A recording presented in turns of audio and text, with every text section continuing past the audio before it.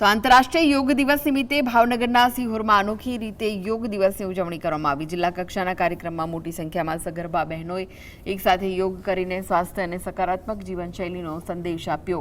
કાર્યક્રમનું નેતૃત્વ ભાવનગરની ઇન્ટરનેશનલ યોગ ચેમ્પિયન હેત્વી સોમાણીએ કર્યું હતું, જે પોતે પણ 7 મહિનાની સગર્ભા છે। તેમના માર્ગદર્શન હેઠળ સગર્ભા માતાઓ માટે વિશેષ યોગ સત્રનું આયોજન કરાયું હતું। યોગ દ્વારા માતાને ગર્ભસ્થ શિશુના સ્વાસ્થ્યને કેવી રીતે લાભ થાય તે અંગે માર્ગદર્શન આપવામાં આવ્યું। આ અનોખી ઉજવણીએ સૌનું ધ્યાન આકર્ષિત કર્યું હતું।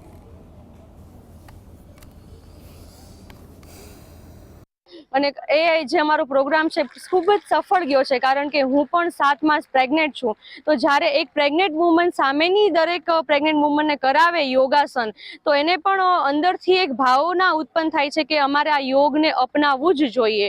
તો હું દરેકને એવું કહેવા માંગીશ કે એવું નથી કે નોર્મલ પબ્લિક જ આસનને અપનાવી શકે, યોગ કરી શકે।